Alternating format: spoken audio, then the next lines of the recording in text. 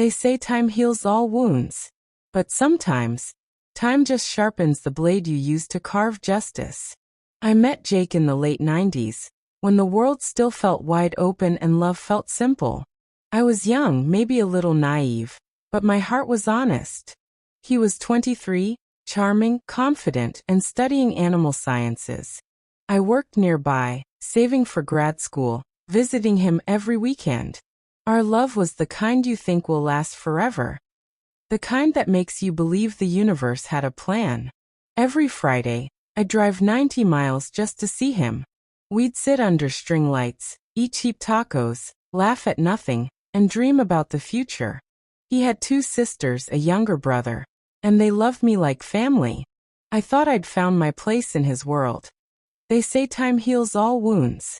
But sometimes, time just sharpens the blade you use to carve justice.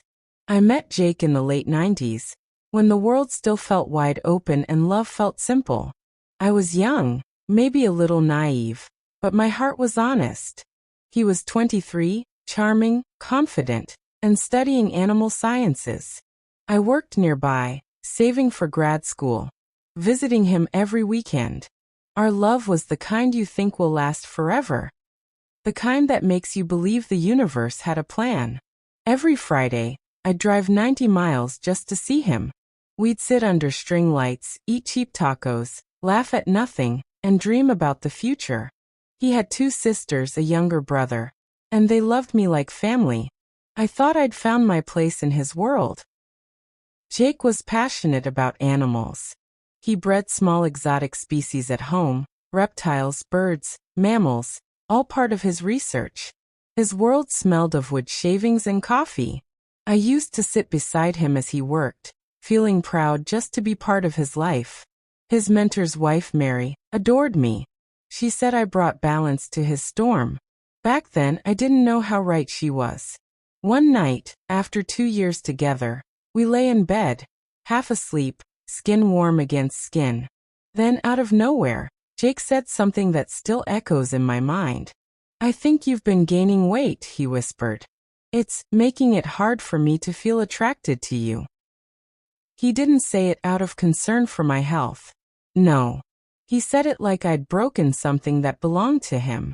I stared at him in silence, then said, "Well, maybe if you had better food than crackers and cheese when I visit, I'd eat better." Even then, I refused to let him break me. I asked him calmly, "So what's your solution?" He said, "You should lose weight." I looked him straight in the eye and replied, "No, I'm not doing that. So what are you going to do about it?" He had no answer. Just silence. Jake was passionate about animals. He bred small exotic species at home, reptiles, birds, mammals, all part of his research. His world smelled of wood shavings and coffee. I used to sit beside him as he worked, feeling proud just to be part of his life. His mentor's wife, Mary, adored me. She said I brought balance to his storm. Back then, I didn't know how right she was. One night, after 2 years together, we lay in bed, half asleep, skin warm against skin. Then out of nowhere, Jake said something that still echoes in my mind. "I think you've been gaining weight," he whispered. "It's making it hard for me to feel attracted to you." He didn't say it out of concern for my health. No. He said it like I'd broken something that belonged to him. I stared at him in silence, then said, "Well, maybe if you had better food than crackers and cheese when I visit, I'd eat better." Even then, I refused to let him break me. Jake was passionate about animals. He bred small exotic species at home, reptiles, birds, mammals, all part of his research. His world smelled of wood shavings and coffee. I used to sit beside him as he worked, feeling proud just to be part of his life. His mentor's wife, Mary, adored me. She said I brought balance to his storm. Back then, I didn't know how right she was. One night, after 2 years together, we lay in bed, half asleep, skin warm against skin. Then out of nowhere, Jake said something that still echoes in my mind. "I think you've been gaining weight," he whispered. "It's making it hard for me to feel attracted to you." He didn't say it out of concern for my health. No. He said it like I'd broken something that belonged to him.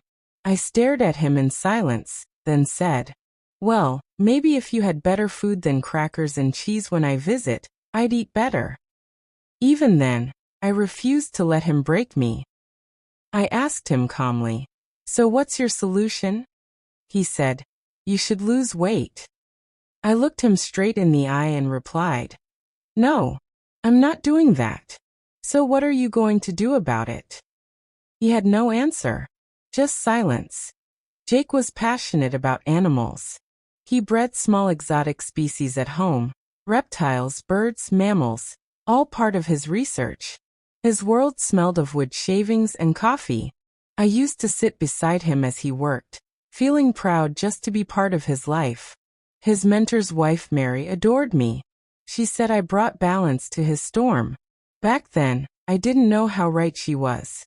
One night, after 2 years together, we lay in bed, half asleep, skin warm against skin. Then out of nowhere, Jake said something that still echoes in my mind. "I think you've been gaining weight," he whispered.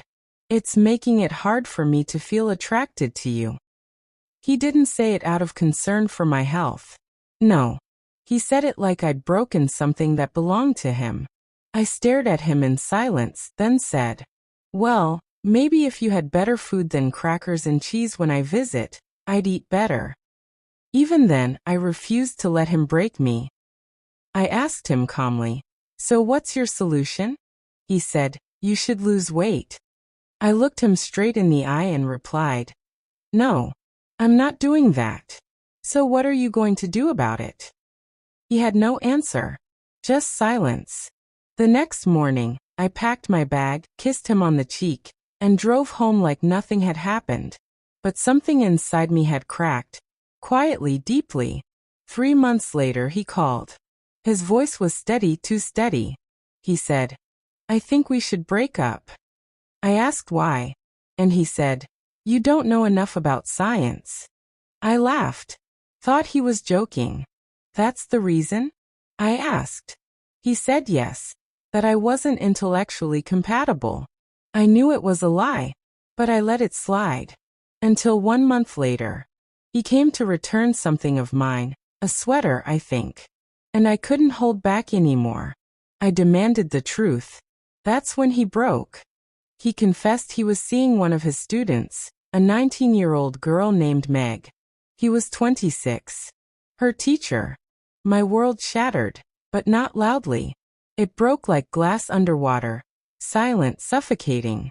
I screamed, told him to get out. My roommate threatened to throw him off the balcony if he didn't leave. And when the door slammed, I stood there shaking, between laughter and heartbreak. Because I remembered something. The night he told me I'd gained weight, Meg was at his house that weekend. She had spilled something on her jeans, and Jake had asked if I could lend her pants. I couldn't. I was a size 8. She was a size 18. That's when it hit me. He'd said those cruel words to me because he was too cowardly to break up himself. He wanted me to end it, so he could walk away clean. But I didn't storm off. I didn't cry in front of him. I waited. Because some heartbreaks don't end with tears. They begin with revenge. I sent an email to his roommates, thanking them for their kindness, letting them know we'd broken up. Both replied, and both admitted they knew about Meg. They had even demanded Jake tell me, or they would. That's when George, his roommate, tall, kind, and quietly furious, said something that changed everything. "Come up this weekend," he said. "We'll go out, have fun. You deserve that." I agreed. But what I didn't know was that night would start a chain of events that would destroy Jake's entire career. That weekend, I went back to Jake's house. The same place where love had lived, and betrayal was born. Only this time, I wasn't his girlfriend. I was his reckoning. And that was just the beginning. They say time heals all wounds. But some scars teach you never to trust too soon. This isn't just a love story. It's what happens when love betrays. And silence becomes the sharpest weapon of all. Her name was Lena Hart, 27 years old, bright-eyed, a scholarship student who believed love could change a life. And for a while, it did. Until it shattered hers. We open on Lena, sitting alone at her desk, the cursor blinking on an unfinished email. She types the words, "I forgive you," then deletes them, takes a deep breath, and whispers, "Not yet." Laughter, slow-motion shot of two hands brushing together while reaching for the same book. It started 5 years earlier. Lena had just begun her master's in marketing, quiet, focused, living far from home. That's when she met Jake Rowan.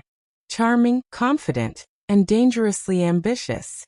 Jake was the kind of man who walked into a room like he owned the air. He smiled like he already knew your secrets.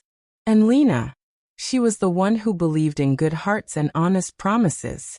They studied together, laughed through late-night projects, shared secrets over instant noodles. Jake would say, "When I make it big, I want you beside me. You're my lucky charm." And she'd laugh, not knowing that one day, luck would mean something else entirely. After graduation, Jake joined a fast-growing tech firm. Lena turned down a higher salary elsewhere just to stay in the same city, believing love was worth more than distance. They built dreams together, a shared apartment, plans for travel, talk of a wedding one day. But soon, one day became not now, and not now became silence. Jake changed. The humble student turned into a man obsessed with power. He began attending business dinners, coming home smelling of expensive perfume, not hers. Lena noticed, but hope blinded her. She cooked his favorite meals. She waited for texts that never came. She convinced herself, he's just tired. He loves me. He just needs time. Until the night she opened his laptop. On that screen, a message thread. Dozens of them. A woman named Ava Bennett. His boss. "You're incredible tonight." She suspects nothing. "Soon I'll tell her it's over." And then the picture. Jake kissing Ava at the conference Lena had encouraged him to attend. For a long minute, she couldn't breathe. The world went silent, except for the soft click of her tears hitting the keyboard. That night, Lena didn't confront him. She simply closed the laptop, packed one suitcase, and left the apartment before dawn. For months she stayed off the grid. No social media, no calls. Her friends said she was too soft, that she should have exposed him. But Lena wasn't planning to scream. She was planning to build. She found a small job at a rival firm, the same market, different strategy. There, her talent started to bloom again. Her boss noticed. Her confidence returned. But every night, she remembered his betrayal, not with tears, but with quiet focus. "He broke my trust," she told herself, "so I'll build something he can't touch." 2 years later, fate, or perhaps karma, set the stage. Jake's company announced a major merger. The rival team chosen to analyze the deal? Lena's department. He didn't know she was part of it. Not yet. When she saw his name on the project brief, her hands trembled, but not from fear. From opportunity. This was no longer heartbreak. It was strategy. She spent nights studying every file, every transaction, every quiet misstep Jake's team had made. And then she found it, the flaw. A falsified report. Numbers manipulated by Jake to impress investors. She could have exposed him instantly. But revenge is an art. And art takes patience. So she waited until the merger presentation. The one broadcast to both companies, investors, and press. That morning, she dressed not in anger, but elegance. White blouse. Black heels. Calm face. The storm was inside her. Jake didn't recognize her at first. He looked twice, then froze, a flicker of guilt crossing his perfect grin. "Lena," he whispered. "It's been a while," she said softly, eyes meeting his without a tremor. Then she clicked the first slide. The numbers glowed. The truth unfolded. And with each sentence, Jake's empire began to crack. What he once used to impress, she now used to undo. In 10 minutes, she dismantled the lie he built his career on. For years, Jake Rowan had walked like a man untouchable. But now, with every word Lena spoke, that illusion began to crumble. She presented each document calmly, her voice steady as truth itself. Every falsified figure he'd buried in ambition, she laid bare before the board, clean, undeniable, and final. When she finished, there was silence. The kind of silence that feels heavier than thunder. Then the chairman cleared his throat. "Mr. Rowan," he said, "can you explain this discrepancy?" Jake stammered. Excuses tangled in his mouth. The same charm that once captivated rooms now sounded desperate. Lena didn't look away. She just watched, the way the betrayed watched the liar finally trapped in his own truth. By the end of that week, Jake was suspended. By the next, the merger was cancelled. And by month's end, he was gone. Everything he'd built on deceit collapsed in on itself. The woman he'd betrayed had quietly, elegantly, rewritten his fate. But Lena didn't celebrate. She didn't post, didn't gloat, didn't whisper her victory. Because true revenge isn't about noise. It's about closure. Months later, fate played its final move. She ran into Jake again. Not in a boardroom, but in a small cafe on a quiet street. He looked different. The arrogance was gone. He'd lost weight. His eyes carried something she'd never seen in him before. Humility. He sat across from her, hands wrapped around a cheap coffee cup. "You destroyed me," he said quietly. "No," she replied. "You destroyed yourself. I just showed them what was already there." He looked down, shame in his breath. I thought you loved me enough to protect me." She smiled faintly. "I did. That's why I walked away before I became like you." Lena didn't look back again. She left that cafe lighter than she had felt in years. Sometimes closure doesn't come from apology. It comes from realizing you've already moved beyond the wound. In time, she built her own consultancy firm. One that valued ethics, not ego. Her name became known not for revenge, but for integrity. The same girl who once cried over betrayal was now mentoring others never to trade their dignity for love. And when she walked past the old building where it all began, she didn't feel anger. She felt peace. "I used to think revenge was about making someone pay. But it isn't. It's about showing the universe that you refuse to be broken. It's about turning pain into purpose. Some people destroy your heart to teach you strength. And when that lesson is learned, forgiveness becomes freedom." Jake vanished from the corporate world. Rumors said he moved abroad, teaching small courses on ethics in business. Maybe in his own way, he was learning too. As for Lena, she never needed revenge to define her. Because true power is quiet. It walks with grace. It doesn't shout victory. It simply rises and lets the world notice. If this story touched your heart, remember, silence, patience, and truth can build a justice louder than any scream. Don't fight for revenge. Rise for respect. Time passes differently when you stop looking back. For Lena, the days became slower, quieter, peaceful. Her company was growing. Her staff adored her. The same woman who once whispered, "Why me?"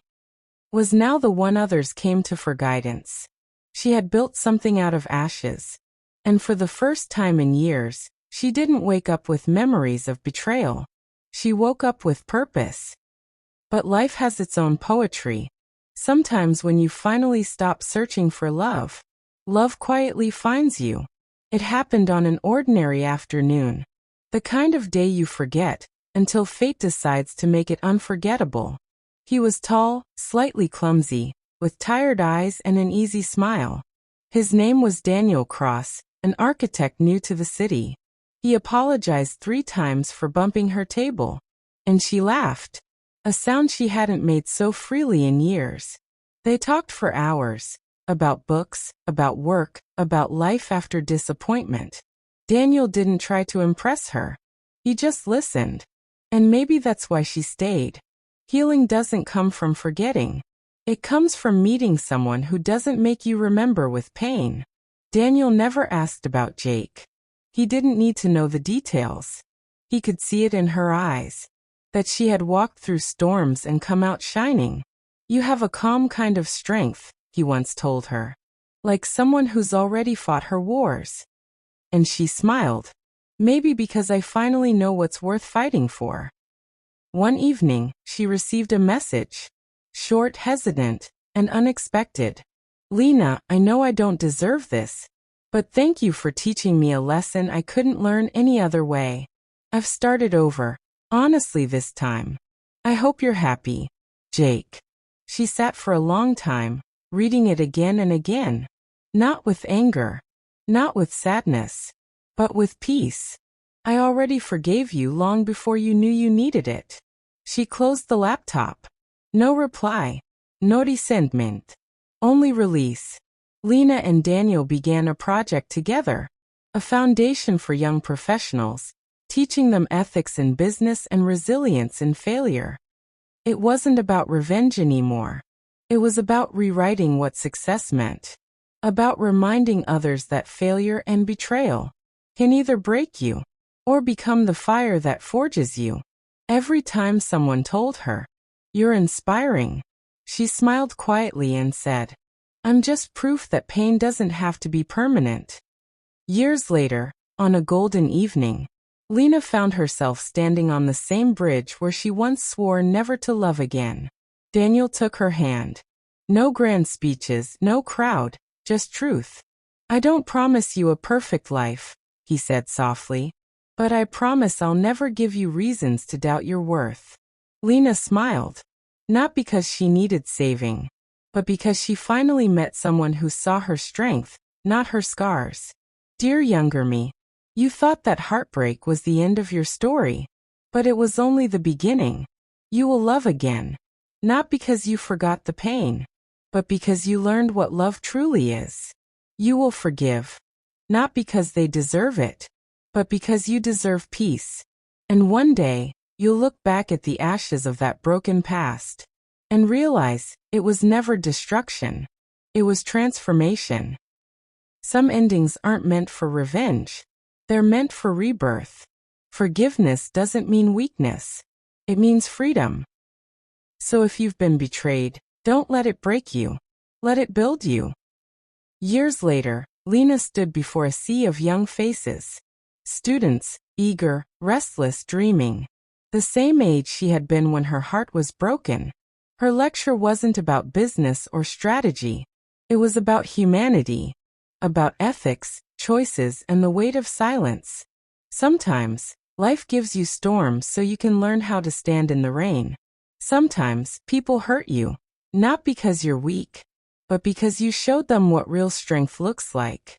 And sometimes revenge isn't about destruction. It's about truth finding its way home. She didn't name Jake. She didn't need to. The story she told carried the echo of his mistakes and her rebirth. And that's when she heard it. A voice from the past she thought she'd never hear again. Jake. Older now. Graying around the edges. The arrogance once in his eyes replaced by quiet regret. "Lena, I saw your talk," he said, voice trembling. "You're everything I should have been." She didn't reply right away. She just looked at him, not with hatred, but with the calm of someone who has already forgiven. "Jake," she said gently, "I used to think destroying you would fix what you broke in me. But it never worked that way. The real revenge was becoming someone you could never hurt again." He nodded silently, then walked away. And that was it. No drama, no outburst, no lingering guilt. Just closure. Closure isn't found in the past. It's found in the peace that follows when the storm inside finally quiets down. As the sunlight warmed her skin, Lena smiled.